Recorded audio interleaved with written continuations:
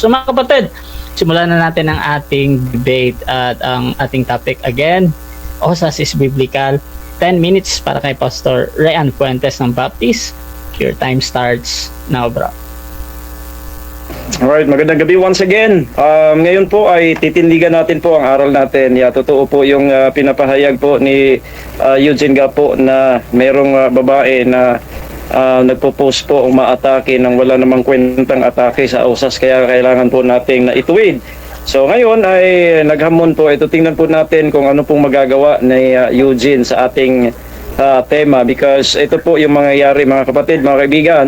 Ang mangyayari mamaya ay hindi niya gagalawin yung mga premises natin, bagkos siya po'y magbibigay ng mga talatang hindi niya nauunawaan, number 1. And then number 2, ito po out of context o kaya again pinipilipit na mga talata.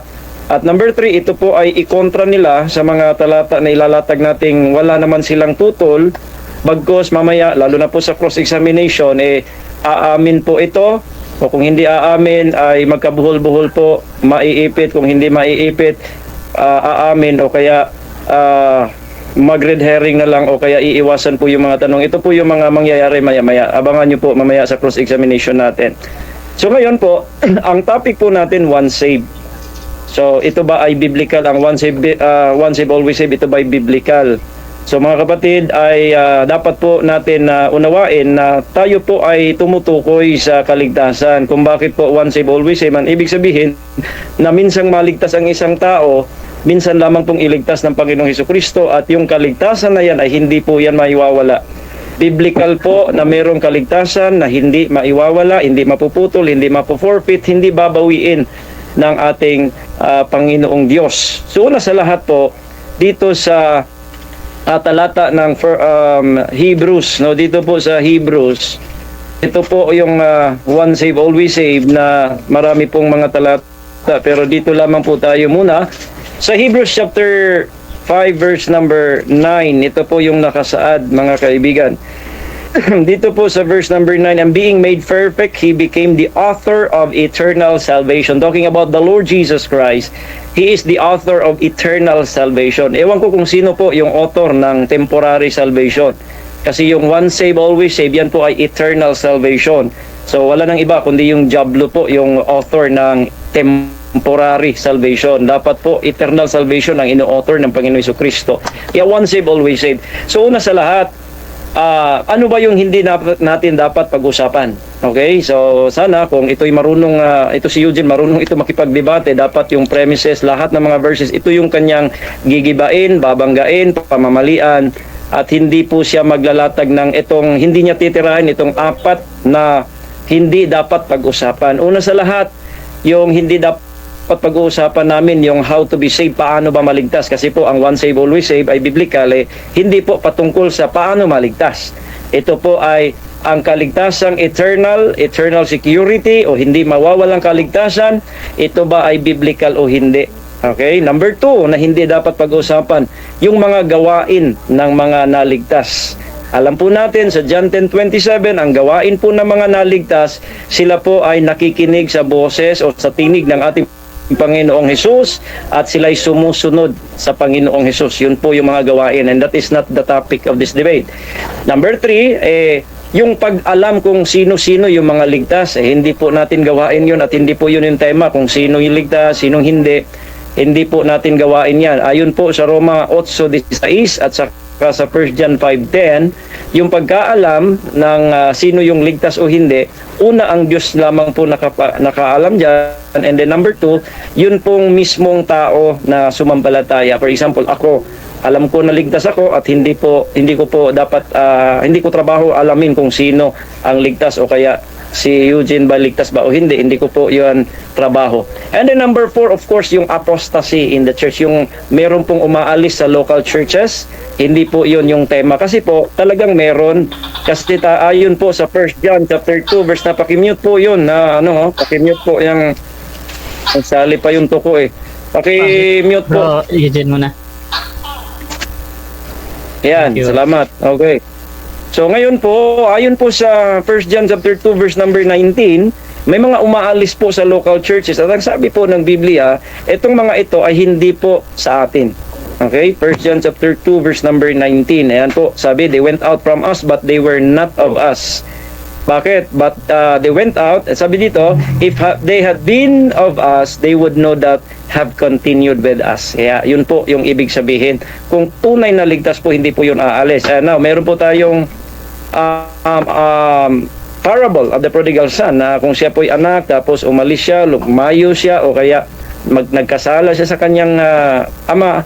Pero nung bumalik siya, siya po'y nananatiling ama. So, hindi po yan yung issue. So, dito na po tayo sa premises na hindi magigiba ng mga sino mang tao. Sino mga kulto, hindi po nila magigiba ito. Bakit tayo naniniwala na OSAS is biblical? It's because talagang minsang maligtas ang tao. Ayon sa Biblia, talagang hindi na po yan mapapahamak. Dito po sa unang premise natin, yung once saved, okay? Yung salitang once saved, yung minsan naligtas. Unang-una, siya po ay binigyan ng karapatang maging anak ng Diyos. Alright? Binigyan ng karapatang maging anak ng Diyos. So ngayon po mga kapatid, yan po ay ligtas. It's because, ayon po sa Romans 8:16, the Spirit itself bears witness with our spirit that we are the children of God. And then, dalawa lamang pong pamilya sa mundo, no? Anak ng Diablo, anak ng Diyos. Nasa 1 John chapter 5 verse number 1 John chapter 3 verse number 10. So yung ligtas doon, of course, yung mga anak ng Diyos. Na yung mga anak na yun po yung mga sumampalataya sa Panginoong Jesucristo at sila po'y pinagkalooban ng maging anak. John chapter 1 verse number 12, but as many as receive Him, to them give He power to become the child or the sons of God. So ngayon po mga kapatid, yung pagkaanak po, hindi po mawawala yon. No, hindi po yun maiwawala hindi po yun bigay bawi ng Diyos, mga kapatid, no? Kaya once saved, always po, always saved. Ibig sabihin, once a son, always a son of God. Yun po ang ibig sabihin ng once saved, always saved. So biblical po yun talaga. Number 2 na premise, yung pong pagtanggap ng banal na ng buhay na walang hanggan, no? Yung pagtanggap. Pagka ang tao makakatanggap ng buhay na walang hanggan, permanent po yun kasi nga walang hanggang buhay po yun eh. Ayon po sa ating Panginoong Jesucristo sa John chapter 10 verse number 28, and I give unto them eternal life and they shall never perish. Ayun po ang sabi ng Biblia, ang Panginoong Jesucristo, they shall never perish. Hindi na mapapahamak. Pero itong mga kulto, ipapahamak pa nila yung nakatanggap ng buhay na walang hanggan. Ganyan po sila kakulto, mga kaibigan. Pero ayon po sa Panginoong Jesucristo, yung mga tupa ng Diyos, binibigyan niya ng buhay na walang hanggan at hindi na po sila mapapahamak. Ayon po sa 1 John chapter 5 verse number sa John 5:24, yung nakatanggap ng buhay na walang hanggan, sila po ay hindi na mapapasok sa hatol, paghatol, hindi na po. In fact, wala nang hatol sa John chapter 3 verse number 18 sa mga nakatanggap ng buhay na walang hanggan. Kaya napakalinaw po na biblical talaga itong eternal security na pagka minsang maligtas, hindi na mapapahamak. Yun ang sabi ng Panginoong Jesucristo, lalo na po sa John chapter 11 verse 25 and 26. Sabi po dyan, I am the resurrection and the life. He that believeth in me, though he were dead, yet shall he live. And he that liveth and believeth in me, shall never die. Yun po ang sabi ng Panginoong Jesucristo. Pero sa kanila, mamamatay pa. Bakit? Antikristo. Number 3 na premise na hindi nila magiba-giba. Ito pong nakatanggap ng tatak ng banal na espiritu. Bakit ligtas ito? It's because yung nakatanggap ng banal na espiritu, Romans 8:9, yan po ay mga kay Kristo. Pag wala kang espiritu ng Panginoong Jesucristo, hindi ka sa Kanya. Kaya yung nakatanggap, sila din po ay tagapagmana. Yan po yung Roma 8:14 hanggang 17. Tayo po ay tagapagmana ng Diyos at kasamang tagapagmana ni Kristo. Ayon sa Biblia, sa 1 Peter chapter 1 verse number 4, yung manang hindi nasisira, walang dungis at hindi kumukupas na nakalaan sa langit para sa atin, yun po yung mana. In fact, yung banal na espiritu, ito po ay tinatawag sa Ephesians chapter 1 verse 13 and 14. Ito po ay earnest of our inheritance, down payment po ito. It is a pledge for the security of the rest. Kaya talagang permanent po ito. Ayon po sa Panginoong Jesucristo, John 14:16, permanent. Ayon pa kay Apostol Pablo, Episyo 4:30, ito po ay itinatak hanggang sa kaarawan ng pagkatubos. Kaya minsan, makikita po natin talaga mga kapatid, mga kaibigan, itong aral na ito, talagang biblical po ito at hindi po ito mababali ng sinuman. Kasi po, ito po ay aral ng Panginoon Jesucristo na ang taong minsang maligtas, hindi na po yan mapapahamak sa impyerno. Yan lang muna po. Salamat. Okay. So dyan nagtatapos ang unang pahayag ng ating affirmative. Dako tayo sa unang pagtatanong ng ating negative. Brother Eugene ng Catholic, 7 minutes. Your time starts. Pa-unmute, bro. Hello. Go. Proceed, bro. Okay, madinig ba ko, bro? Dinig, bro. Sige. Unang tanong. Sa dinami-dami ng mga sitas na binanggit mo, Hebrew, chapter 5, verse 9, etc. Lahat ng mga binanggit mo, mayroon ka bang nababasa na usas? Yes or no? Meron po.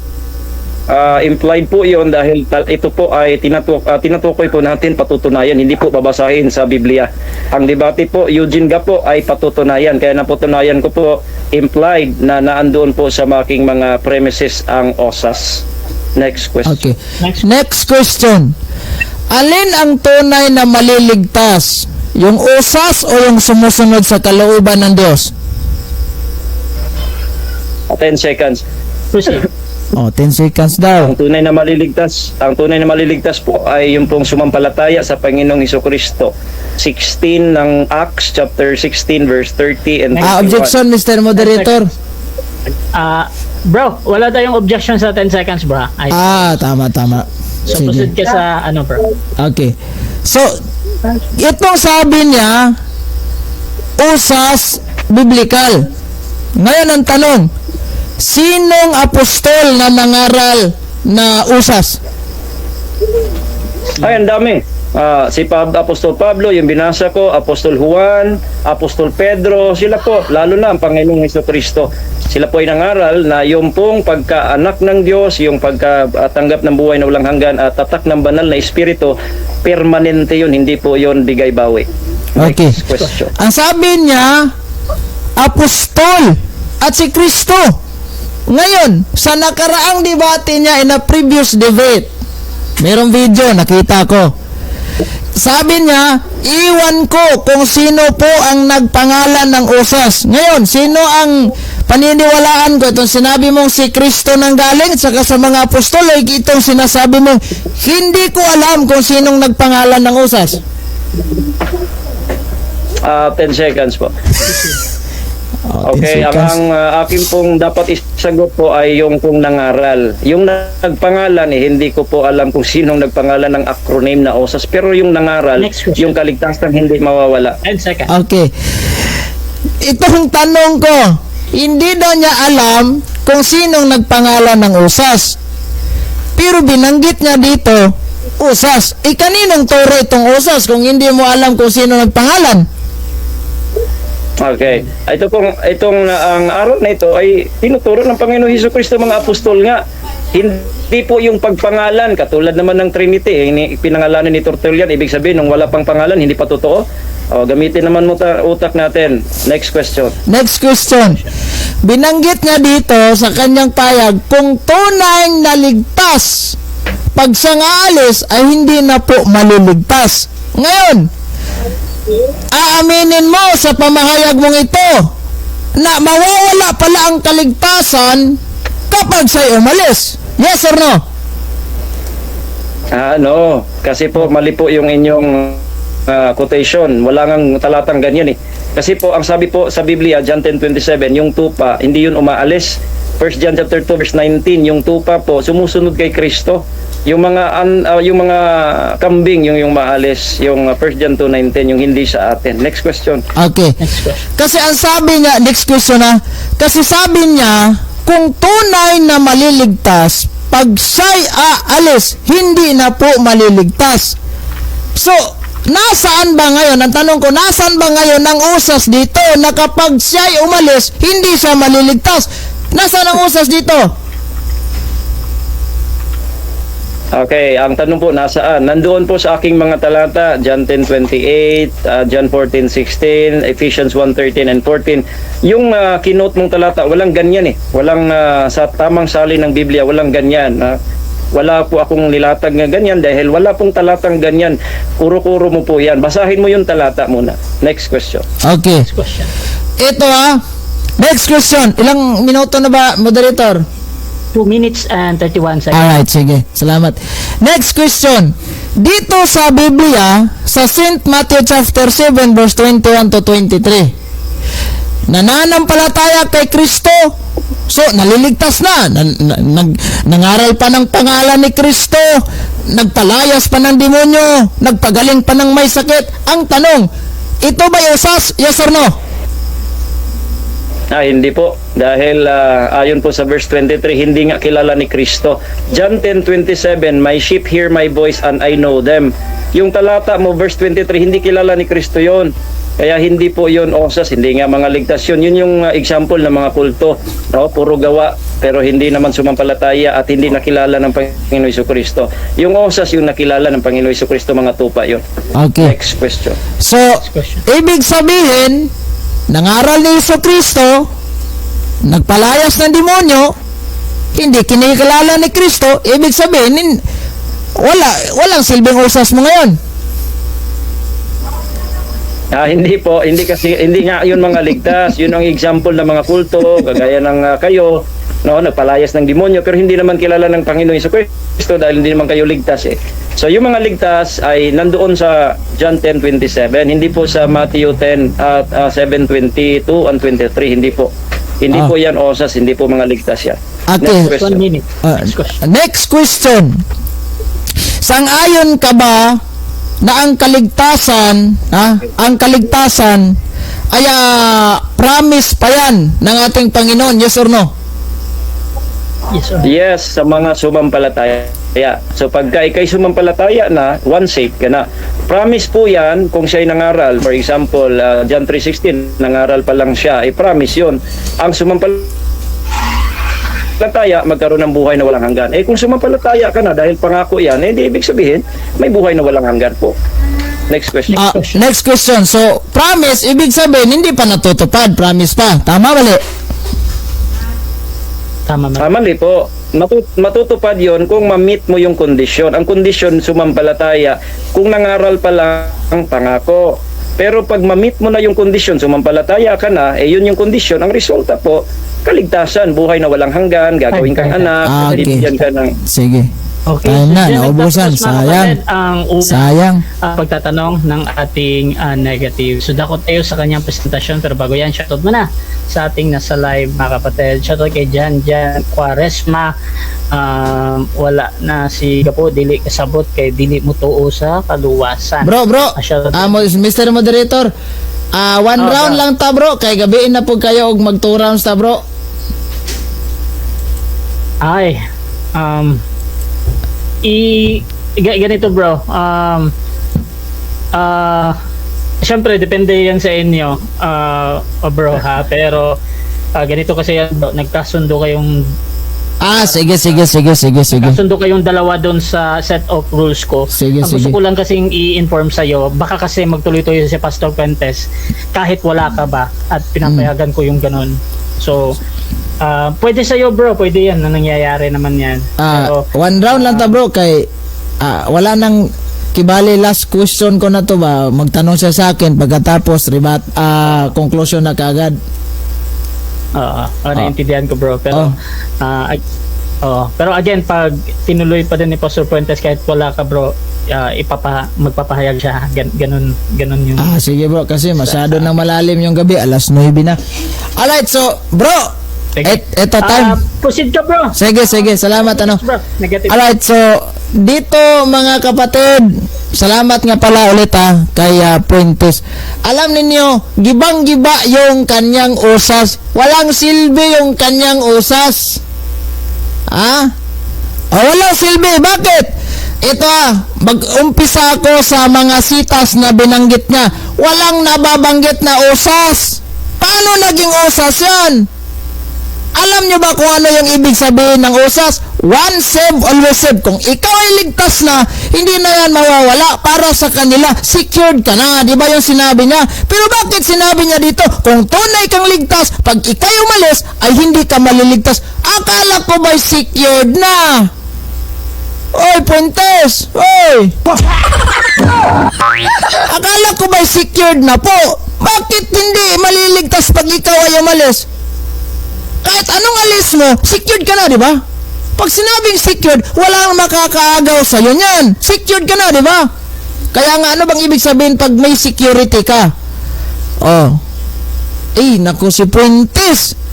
At saka, ang usas po, bakit natin masabing hindi biblical speaking? Biblical speaking, walang kahit isang apostol na nagsasabing one save, always save. Kuro-kurot sarili lang yung pag-intindi ni Puentes. Paano kasi, yung inyong religion, tatag lang ng tao, di ba, nagtanong ako sa'yo, sino ang apostol? Sabi niya, marami po. May binanggit ba yung mga apostol na usas? Wala. Ikaw nga nagsabi, iwan ko kung sino ang nagpangalan ng usas. Hindi mo nga alam Pagkatapos binanggit mo yan sa inyong presentation, nakakatawa ka. Nakakatawa, Puentes. Anong klase to? Alin ang tunay na maliligtas? Ang usas ay sumusunod sa kalooban ng Diyos. 10 seconds. Katawanan kaayo. Ibig sabihin din yung sagot. Wala naman siyang paliwanag. Tignan ninyo. Sinabi ni Kristo, ayan ito ginamit ko sita sa Biblia. Ayan, sabi niya, may mga taong nananampalataya, grabing pananampalataya nila, nangaral pa ng pangalan ni Kristo, pinangaral pa ng mensahe ng Diyos, nagpalayas ng demonyo, nagpapagaling ng may sakit. Ang nangyari, hindi kilala ni Kristo. Akala ko ba may usas dyan? Once saved, always saved. Kaya nga nasasabi natin, sabi mo save dahil naniniwala na po ng Panginoon nyo, nangaral pa nga Bakit pagdating ng paghuhukom, hindi kilala ni Kristo yun? Sabi mo, mga anti-Kristo. Di kayo yun. Kayo yun. Diba? Sabi niya, ligtas na kami. Secured na yan, kaligtasan namin. Hoy, Puentes, baka nakalimutan mo sinabi sa Biblia. King James Version Holy Bible, King James Version. 1 John chapter 2 verse 25. Gibang-giba yung usas mo. Sabi dito, sabi natin, at ito ang pangakong kanyang ipinangako sa atin, ang buhay na walang hanggan. Pangako pa yan, promise pa yan. Kailan natin matutupad yan? Pag tayo po ay yung bang tayo'y kuan kanabang sa Bisaya pa na makapadayon, makalahutay. Di ba? Kailan matatanggap natin yan? Pag araw na po ng paghuhukom, saka na po tayo magkakaalaman, saka na natin malalaman yan kung tayo ba'y ligtas o hindi. Dahil dadaan pa tayo sa prosesong paghuhukom. Hebrew chapter 9 verse 27, mamamatay ang bawat isa at pagkatapos ng kamatayan, huhukuman siya ng Diyos. Paano huhukuman ng Diyos? Roma 2:6, sa pamamagitan ng gawa. Saan ang usas mo dyan? Walang usas. Sabi niya, secured na po kami. Ang sabi ni Kristo sa Biblia, ang siyang nagliligtas sa kanyang sarili mawawalan. Saan mababasa? Mateo 16:25. Awa ka naman. Sabi mo wala na. Insured na kami. Secured na ho kami. Ang sabi ni Kristo, pag kayo po ay magsasabing kayo'y wala ng kwan is mawawalan kayo ng buhay. Kawawa naman, Puentes. Hoy, promise pa yan. Kailangan natin malalaman na tayo ligtas pagka namatay tayo at pagkatapos nating huhukuman ng Diyos. Kasi kapag once save, always save, wala nang hukom na mangyayari. Bakit may paghuhukom pa? Tingnan mo yung Biblia basahin natin, baka hindi niya nabasa to. Ano bang comic siguro yung binasa ni Puentes? Sinsa na sa termino pero medyo masakit Ayan, sabi dito, 9:27 po ng King James. At kung paanong itinakda sa mga tao ang mamamatay na minsan at pagkatapos nito ay ang paghuhukom. Hindi ko nga matanong sa kanya kanina, Kasi sabi niya, minsan lang maligtas ng Diyos ang isang tao. Ano ba yung minsan?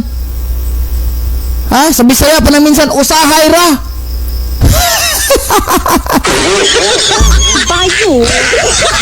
Minsan sa may kalayaan tayo'y magkatagpuan, may mga sariling gimmick at kanya-kanyang hangad sa buhay. Oy, minsan lang pala. Kailan itinuturo ng Diyos minsan? Alam mo ba kung ano yung minsan? Sometimes. Ha? Alam mo yung sometimes?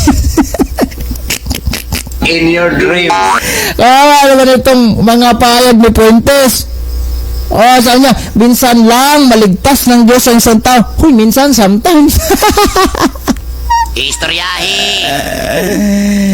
Nakakatawa tong theology mo, kaya nga may kantsaw sa gilid-gilid ng inyong theology.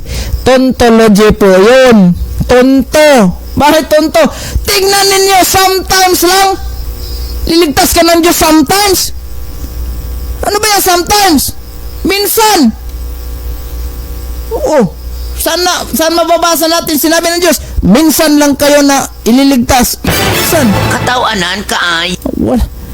Ito, galit na yung isang kasama niya. Bastos na tayo magsalita. Nasasakta na sa mga banat. Walang usas. Di nga alam kung sinong nagpangalan ng usas.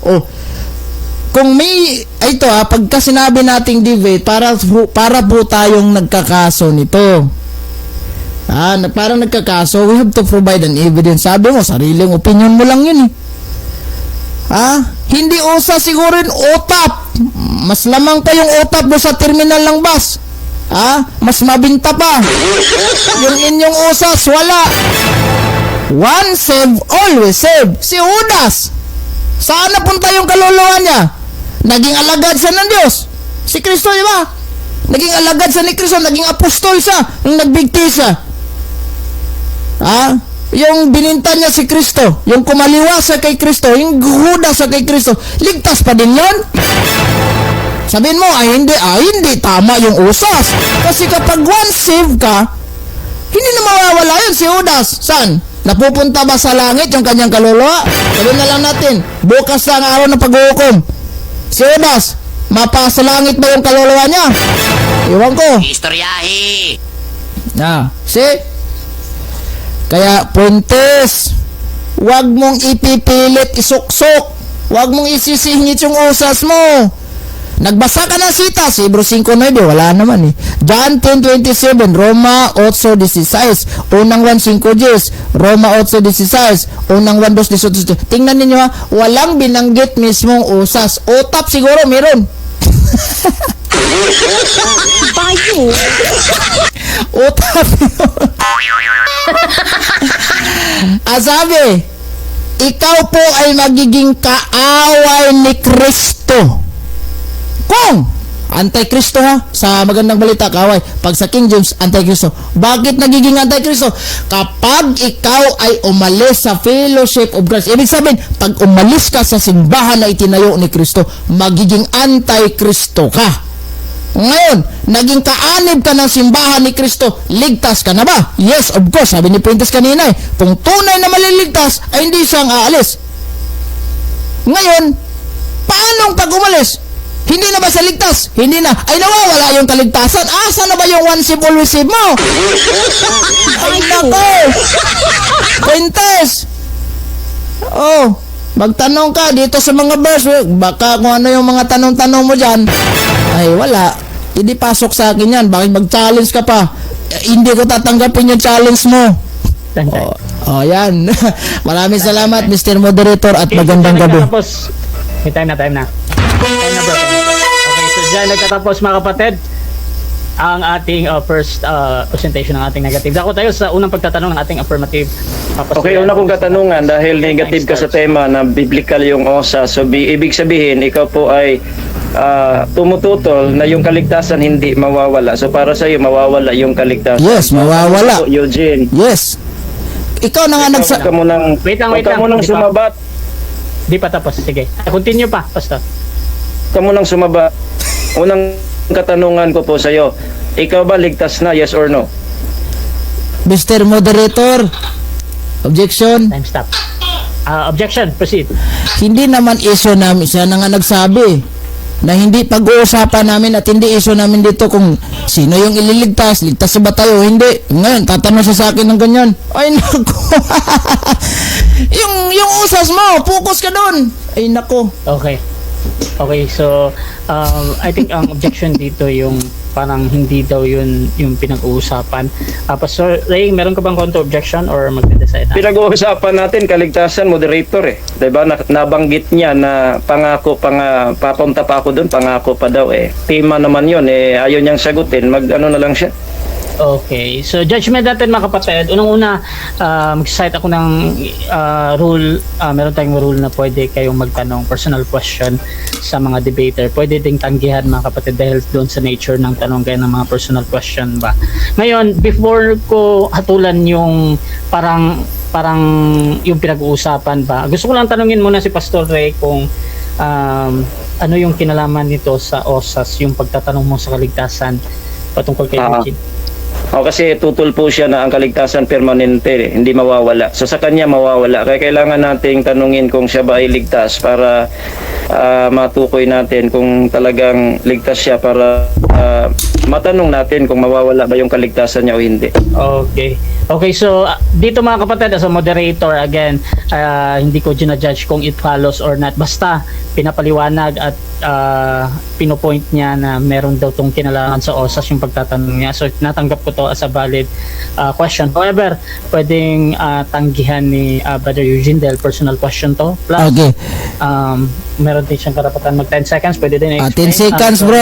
10 seconds, tatanggihan ko yan. Bakit? Siya na nga mismo nagsabi, hindi naman namin dito pinag-uusapan kung sino yung naliligtas. Tatanungin mo ako, kung ligtas na ba ako, hindi. Bakit? Kasali ba ako sa naliligtas? Kung sabihin ko sa yung ligtas ako. Next question. Kung sabihin ko hindi ako ligtas. 10 seconds, next question. Teka. Next question.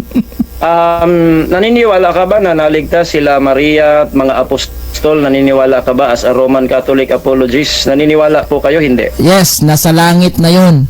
At yun yung totoong naliligtas dahil una, sila yung nakatanggap ng mga pangako sa 1 John chapter 2 verse 25. Dahil sila yung, sabihin na lang natin, na yung mga santo sa langit na. Sila yung totoong hindi na maaagaw yung kaligtasan nila dahil nasa langit na. Ikaw, buhay ka pa. Okay. Sabi mo, totoo silang hindi maaagaw ang kaligtasan niya, so hindi na sila mawawala. Tanong, yun bang pahayag mo na yon ay nasa Biblia ba yon na yung kaligtasan nila Maria at mga apostol hindi na mawawala? Nasa Biblia o wala? Bro, yung kaligtasan nila nasa Biblia ba? Yes, bro. Teka. Yes, bro. Yes. Objection Yes. na, Pastor Ray. Ano yan? Ang tanong ko po, moderator, ay oo ba o hindi? Sinagot ka na nga, yes eh. May categorical doon. May categorical kung nasa Biblia ba o wala pala. Nasa Biblia ba o wala yung kanyang pahayag na yon? Okay. Objection to plus may clarification na pagpipilian nasa Biblia ba or wala yon. Brother Eugene, pipili ka ba bro or magka-counter object ka muna? Okay, pipili ako bro. Ito nasa Biblia ba daw? Yes bro. Okay, so bro Eugene, gusto ko lang i-confirm kung ano yung pinipili mo, nasa Biblia o... Yes, nasa Biblia bro. Yung si Maria nasa langitan, nasa Biblia bro. At yun, natanggap nila yung... Hindi, mag-explain pa ako bro. Yes bro, proceed. Sige. Natanggap niya ang kaligtasan yung pong pagkatapos ng kanyang kamatayan kasi po si Mother Mary suffered a temporal death. Kaya nga siya dinala ng langit. Ikaw, buhay ka pa at sabihin mong ligtas ka na. Ay mali po yun. Kaya yung usas mo, walang kwenta yun. Sige. Next question. Okay, next question. Sabi mo nasa Biblia. So ibig mong sabihin, yung palang kaligtasan na hindi mawawala, katulad na kaligtasan na natanggap ni Maria at mga apostol, nasa Biblia yon na hindi mawawala yon. Yes or no? Yes, pero hindi yung usas mo. Yung usas na sinasabi mo, hindi yun. Iba yung nasa Biblia sinabi ko. Natural lang naman makatanggap ang mga apostol ng kaligtasan na hindi mawawala. Nasa langit na. Ikaw nagsasabi kami ligtas na, kami secured na. Paano secured kayo? Now, nasasala na ba kayo sa paghuhukom? Di pa nga kayo nagkaharap ni Kristo eh. Next question. Okay. So ang ibig mong sabihin na sa Biblia, nag-yes kayo. Ibig mong sabihin, biblical yon o hindi biblical? Yung sa mga apostol na kaligtasan, biblical. Biblical bro, biblical. Okay, time stop mo na. Objection. Proceed, Pastor. Sigurical muna bago mag-explain po. Yes bro. Gito, yes bro. Biblical. Biblical ba o hindi? Yes bro. Biblical o hindi po yung So, pagpipilian? bro Eugene, yung pagpipilian, biblical ba daw o hindi? Oo, biblical bro. Pero hindi yung usas niya. Hindi yung usas niya ha. Yung ibig ko sabihin na biblical, yung kanilang kaligtasan na hindi na mawawala kasi nasa langit na, yun po yung biblical. Paano ko tinutulan yung kanyang payag? Kasi sabi niya, kasali daw sila sa once save all receive. Paano kasali kayo? Buhay pa kayo. Hindi pa nga alam nyo kung impernong patutunguhan nyo bukas o kung ilang kayo mamamatay. Pagkatapos dadamay mo yung sinasabi kong nasa Bibliang nangaligtas. Wala na, nasa langit na yun. Si Maria nasa langit na. Oh, maliban na lang kung pagdidebatehan natin yan, ibang usapan na yan kung nasa langit na ba si Maria. Next question. Next question. So ayon sa iyo ay biblical nga. Pero ang sabi mo hindi yung osas ko. Tanong ko sa iyo, ang tinututulan mo ba yung osas na in general o yung osas namin? Meron bang nakalagay na namin diyan sa tema? Walang nakalagay na namin, pero sarili mo yung interpretation. Yung tinutulan ko, yung sarili mong interpretation at yung tema mong tinindigan. Ay, yung binanggit kong naliligtas, yung hindi na mawawala, yung mga apostol, natural yun. Kasi sila, tapos na yung kanilang buhay dito sa mundo, namamatay na sila, sumasalangit na yung kaluluwa nila, nasa langit na. Ikaw, buhay ka pa, sabihin mong ligtas ka din. Paano yan? O bulok na usas yung doktrina nyo. Go. Okay, next question. Sabi mo, yung buhay na walang hanggan ay pangako pa lang at sa iyan may matatanggap mo pagkatapos ng hatol. Ang tanong ko sa iyo, confirmation. Nakatanggap ka na ba ng buhay na walang hanggan ngayon? Hindi pa. Hindi pa, kasi hindi pa tayo namamatay at hindi pa tayo hinuhukuman ng Diyos. Tayo po ay nagsisikap pa lang ngayon. Kaya nga, gumawa tayo ng kabutihan para naman sa araw na paghuhukom ay tayo mapuntang langit. Yan ang ngayong always save na tayo dun sa langit. Wala nang demonyo makaagaw natin dun. Pero ikaw nagsasabi, usas, kami, apil, kasali. Paano kasali kayo? Bakit hinukuman na ba kayo? Nagkaharap na ba kayo ni San Pedro ng Panginoon? Wala yung usas mo, bagsak yun. Next question. Sabi mo hindi pa. Kung hindi pa, ang kaligtasan po yung nakatanggap ng buhay na walang hanggan. Sabi mo hindi ka pa nakatanggap. Kung hindi ka pa nakatanggap, Eugene, ano yung iwawala mo na hindi mo pa natanggap? Anong iwawala? Ano yung ibig sabihin na iwawala? Ipaklaro bro. Okay. Linawin natin. Time stop muna, no? Ganito. Time stop muna. Gusto kong i-ano lang sa record ng debate natin na merong clarification sa Brother Eugene doon para ma-stop yung time natin tapos i-clarify ni Pastor Ray. Proceed. Okay. Sabi mo kasi hindi ka pa nakatanggap ng buhay na walang hanggan. So, ngayon, ang tinutulan mo po, yung kaligtasan ay maiwawala. Sa amin kasi hindi. So, ngayon, kung hindi mo pa natanggap yung buhay na walang hanggan, ano po yung iwawala ninyo, Eugene? Gayong hindi mo pa natanggap itong buhay na walang hanggan. Ano ang iwawala ninyo? Anong ibig sabihin na iwawala? Bro, klaruhon, unsay iwawala ang suman. So, Okay, ganito. next question. Ganito, wait. Nalibog sa bro. Nalilito kasi. Klaruhin mo bro kung ano yung iwawala. Wawala yung ano. Ganito muna mga bro ha. So, isang clarification lang every question tayo. Tapos, kung yun lang talaga yung clarification na available, yun lang talaga yung may bibigay ko. Pero kung hindi pa klaro, pwede mag 10 seconds or talagang in-next question. Bro Eugene? Next question natin. Wait lang. Depende ito kay Brother Eugene. Bro Eugene, next question mo ba? Ito na lang bro. Sagutin. Baka naman kasi sabihin ng kanyang mga alipuris na hindi ako nakasagot. Okay, sabi niya, ano daw mawawala sa akin? Sagot mo to. Ano daw mawawala? Ang kaligtasan ko, mawawala ito kapag ako po ay hindi matitinong membro ng loob ng simbahang Katolika. Ikaw na nga nagsabi na kung tunay kang ligtas, pag alis mo dyan, kung ikaw ay umaalis, hindi ka na maliligtas. Yun po yung mawawala pag ikaw umaalis. Sige. Okay, Last 50 seconds. inaari mo ba na ligtas yung nakatanggap na ng buhay na walang hanggan? Inaari mo bang ligtas yun? Hindi. Inaari bro, pero nandun na yun sa langit. Dito, wala pa yan. O, sa langit, wala buhay na walang hanggan yun. Wala nang kamatayan, nasa langit na nga eh. Yan po yung promise ng ating Panginoong Jesucristo. Sinabi ni San Juan, unang 1:25, walang osas kasi kapag tingnan mo, si Judas, hindi nga naligtas si Judas eh. Uy, sige, next question.